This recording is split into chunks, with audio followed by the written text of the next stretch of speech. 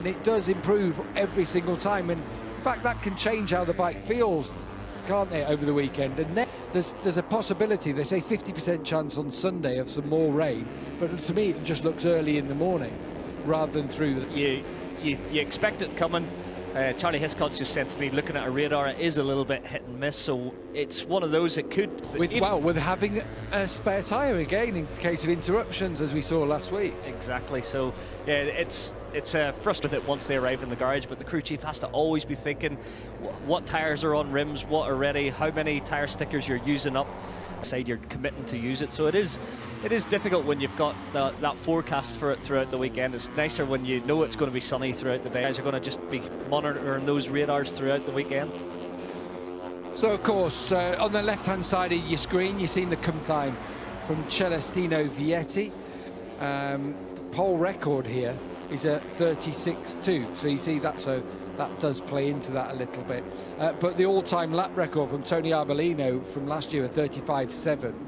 So maybe a new all-time lap record this morning in this session. Ayumu Sasaki is the rider on the bubble. Time out, get involved right at the front. Sasaki obviously got a penalty. Got it at the wrong time of the race as well, doesn't it? It was like 4 to go, so long lap penalty, wasn't it? I felt for him. He worked so hard fighting in the front of the group, and he went down that slip road, and you just how close the gap is in Moto3 on race day. Yeah, from leading back to 21st, I think it was. Sasaki's time from yesterday, Michael, a 1:36.7. So that you're going to need to at least go that fast if you want to get through, straight through. When he starts up towards the sharp end on a grid, he crashes. Yeah, so he is something a bit special.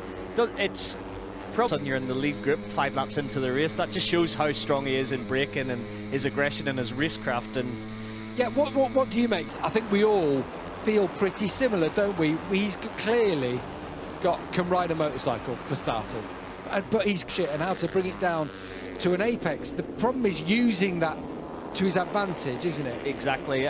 I'd like to see him in an environment he'd flourish, but you watch him ride now and you think he does everything so well. He's aggressive. He has cleaned himself up a lot this year. He'd made the chip change, but obviously he crashed in the first race on the last lap, and he said under lockdown it just played on my mind. Yeah, not to make aggressive, but they're clean, and that's the difference. I think last year he was just a little bit over the line on a few too many occasions, so don't enjoy racing with him that much because they know they're always going to be under attack.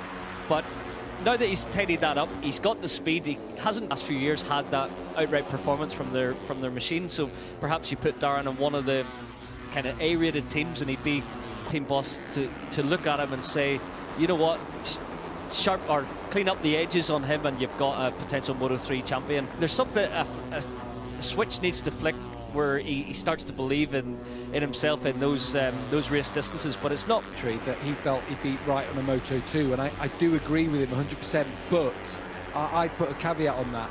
I think so that the hard yards in Moto2, the tough times there, you have something to fall back on, something where you can go, no confidence. I think so. I think you have to look at his older brother at Brad's success and go, you know what, it's completely achieved. Fire that deep down belief. You know, you can't really fake that confidence, that ego that is required. That full 100%. I say a little better, but it would be a tough transition as we see with everyone stepping up from this class. He reminds me of like a Remy Gardner. Yeah. In that kind of way. That last yard of confidence. However much his father may have in spades and probably given to him, just missing it and living vicariously, Darren, through his brother Brad. You've got to do it for yourself. I think it's similar with the Marquez brothers. You look at kind of almost disrespect Alex's achievements because it's never the same as Mark. Exactly. I think there's a lot to be said for that internal belief in yourself, and I talked about it a little bit. I always use the word self-belief. If you've got that self-belief in yourself that you really, no matter what happens on the day, you 100% confident. Huge asset to the riders that hold that. Yeah, well, Darren Binder's on the bubble now because Ayogura did put this session alone. He actually got a lap taken away from him, the fastest one. That 36.2 that you'll have seen a couple of moments ago is shot at the podium taken away last time by transgressing onto the outside of the final course. That he has replaced Sasaki in the top 14 So Sasaki and Mino still out. Mino overnight up until about 3 minutes to go, and then a flurry of fast laps pushed him out. So some work to do, but no doubt the only Austrian in the championship. 28th overnight was Max. Broke up a little bit in the early stages, didn't it, last week in the race. Gabriel Rodrigo again the race last time. He was really disappointing, I thought, when we were in Brno the week before. And I know that was part of the plan, is that we wanted Gabri to bring the bike home. But now, and Gabri said it himself, we need results for the Junior World Champion. He's looked good, hasn't he? But and you expect more from Gabri, don't you? Yeah, from where he rode in the Skull Rider team, but it just hasn't turned into the potential podium and race wins that he was to show. He has speed, but to turn that into race results, and we do expect a little bit more from him. And 11th last. Watch those races. It's difficult to get the track position, to make those overtakes, to call it just right, and that's why I've been so impressed with Albert. Doing a lot of cool and calm in the right moments as Albert Arenas. Still says he's got continuous work on it. He says he's feeling it. He's feeling a bit of fatigue. That's great.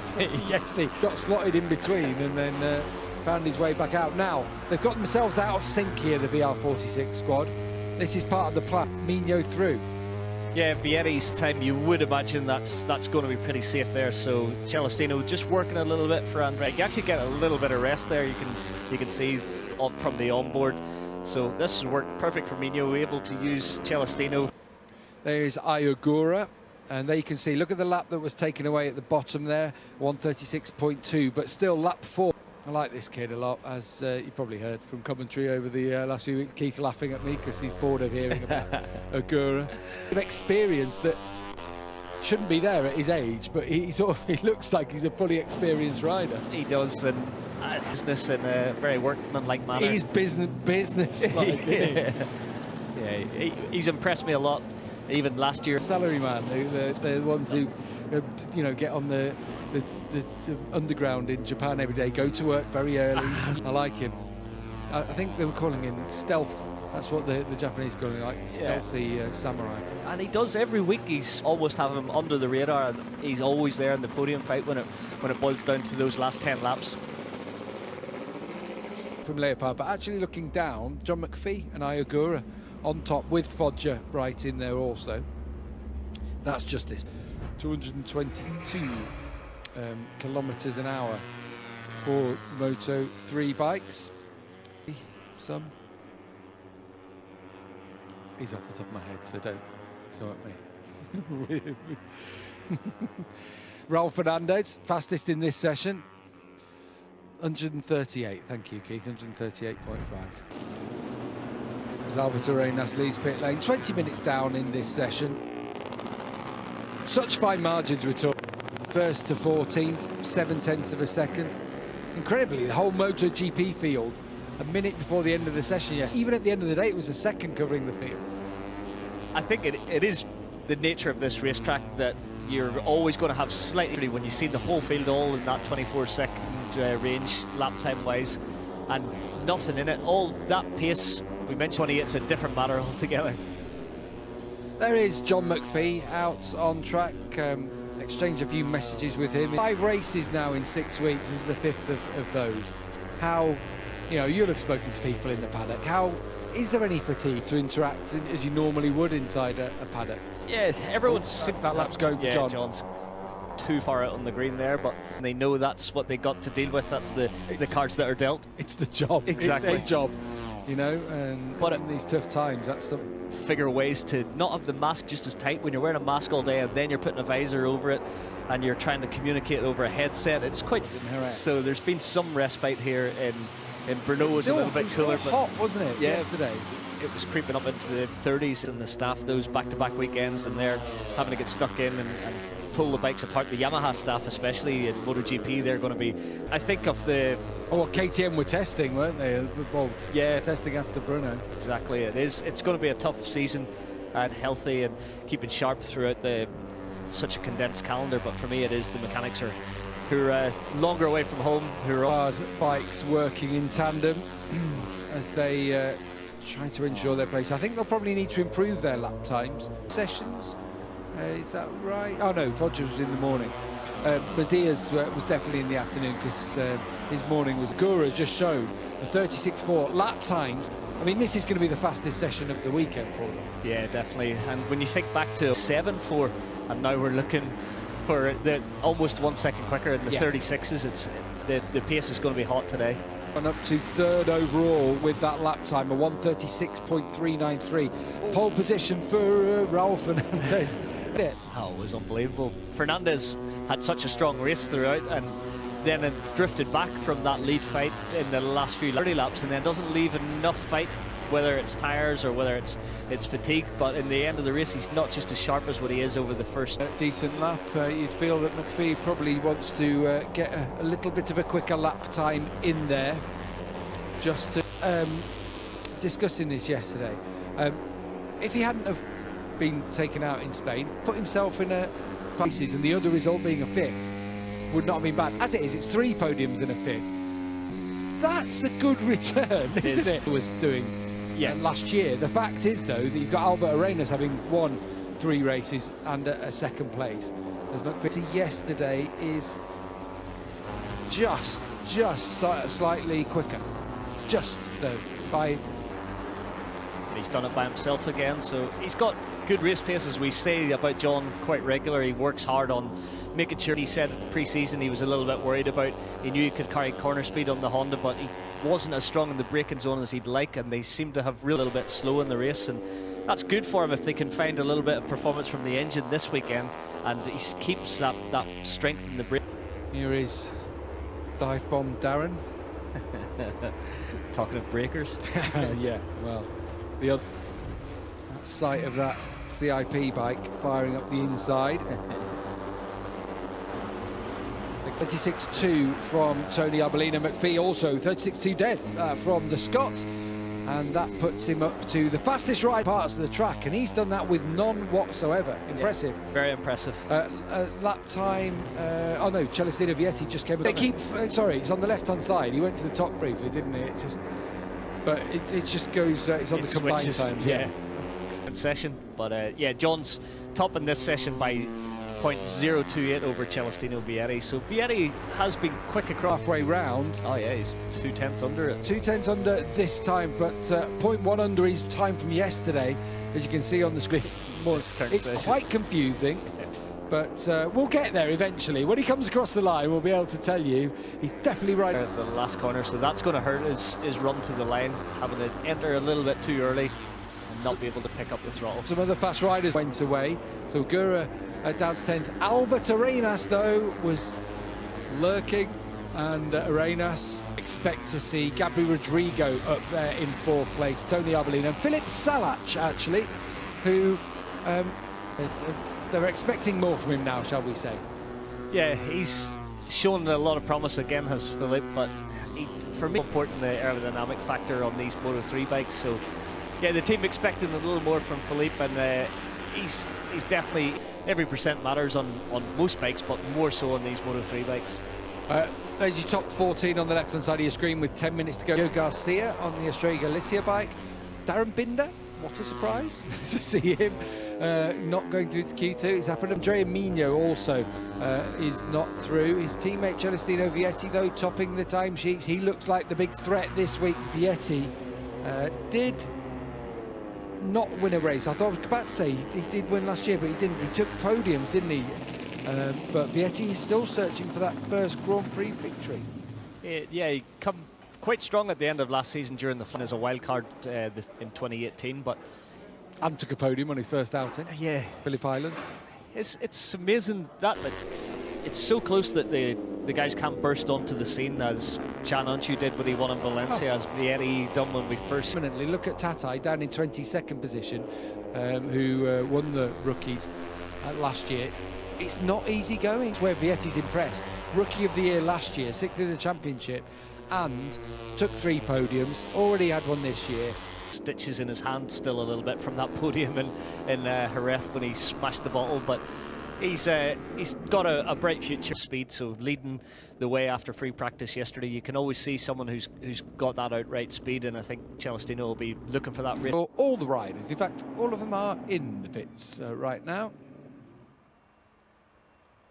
So there was that push and fastest laps of the weekend for John and Albert. So interesting. We've seen more where people know they can't risk getting their lap discounted. So everyone having a dig a little bit earlier in the session to cement that place. Yeah. We get annoyed so much, don't we, in Moto3 sometimes, and when things are left to the last minute, and then people miss on their armchair or still propped up in their beds watching this. Could have told them that, so it does get frustrating sometimes. Well, hope you're well. I hope your programme coming up from just before 11 a.m. today on BT Sport 2, of course, all throughout the weekend, and the Moto3 races. So the Moto3 race, and then it'll of course be Moto2 and on to MotoGP. 3 more back-to-back race weekends in September. So much racing still to come. Marc Marquez should be back. To Quartararo saying things are looking really difficult for him in MotoGP, and you know, if Duffy doesn't win, if KTM are on the all the circuits after that, Mark won that in 2019. So if he comes back with the same form he had last year and he started winning off the bounce back to as if the stories in this championship has been couldn't get any wilder. That would top it all, wouldn't it? Albert Arena and morning, even in pit lane, the jostling for position to come out of pit lane as 5 minutes, who was just sliding across on the Skull Rider bike in front of his teammate David Tatai behind, the only Avintia Sponsorama bike in the championship. Yeah, that's the old Rabat, so that's slightly and more welcomed. They've got Ruben Schaus. Well, he was able to negotiate that deal. What more do you need? It made me chuckle. Made me chuckle. Ruben Schaus last week, an interview I did with him, saying how when he got pole position there and put it on the podium. Was it what was it we talked about earlier? Self-belief. Oh, it's like that. It's Ruben. Do love Ruben though. He is the king of Andorra. They like to have big names. Living over there in building circuits. They've got they've got a little track up there, haven't they? Now they opened track it, and a kart track as well. A little kart track, yeah, mini bikes. I saw there and created a bigger kind of version of the Supermoto track, so to get everyone there on their 450 Supermoto bikes. And I've seen they look quite trick. Actually, Marc Marquez has got one as well. So yeah, they were. Andorran government were on it with that. They built a dirt track there. There's a lot of motorcycle racers who are based there, aren't they? Really you think in this championship alone, well, I mean, Rins is a place. Jack Miller bases himself there, and down through the championship there's a lot more riders based around there. Of benefits for the riders in terms of training, it is. You're going to say a lot of benefits for the riders in terms of tack. You're getting a red blood cell boost all the time, just when you're sleeping, so it is beneficial for an athlete. A lot of cyclists move up there as well. Hypoxia, if you wore a mask, then you know your red blood cell level dropped a bit. It was like, well, that doesn't make any sense whatsoever. It's one of those. We have got just 1 minute 40 left in the session, and the Leopard team, in fact, they're only going to get one more go at this by the looks of things. Yeah, with 1:27 on the clock now. Almost certainly that's yes, Mazir and Foggia are currently in, but they are precarious because the likes of Mino, Binder, Sasaki, Romano Fenati, remember him, Gain, he was Tobru a couple of times last week.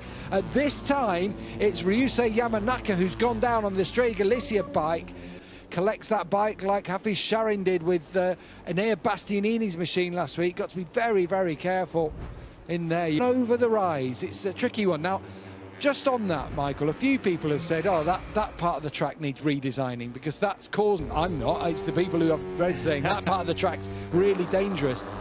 It's unsighted, I think people are sort of saying when you come out that corner. But exactly. It is one of those, everyone's trying to get on the throttle that little bit earlier because you'll carry the speed all the way up the hill on the run to turn to get onto the throttle. It's just the rider too eager to, because they know every little inch that you can get. Final sector, the way he came out of that final corner, trying a different angle of attack, down the home straight, and it gives him his best lap time of the Arbolino, and by my reckoning, that is the fastest ever Moto3 lap That is around this track. Taking it from Arbolino there. Just timed that perfectly, got a nice drag to the lane. Yeah. Thought he was trying to have a word with Jama Masia. Missing out. Well, they have done with Dennis Fodger anyway. Fodger out. Onshu, who had such a good ride last week, out. Through with this lap is Darren Min. He can't put the one lap in. He's a racer, without a doubt. There's something about him. He's like he races with a grapple hook. As he produces something. Yeah, Mino hasn't gone through also. So a few riders, Sergio Garcia, the big team run for him last time out, Sergio Garcia. We expected so much more from the race winner at Valencia, let's not forget, the end of last season. There you can see lap record from Tony Arbolino last year. I think it was actually in this practice last year. Yeah, I think it was. I think it was in. He's done it again. Comes up with the goods. Tony Arbolino, who was on the podium a year ago, let's not forget at this in recent races, his run of form 10th, 8th, 7th isn't good enough. But Tony Arbolino, a new all-time Moto3, Fanati, Antonelli, big names down there who are struggling to make things work. I'd like to know the gap. All very tight, and a bit of a slipstream here and there can do you a world of good. I'm assuming Tony got a couple. It looked that way. We only have a drag to the line, so it is a skill to be able to position yourself that well to benefit from the drag all the way out of turn 1 up the hill.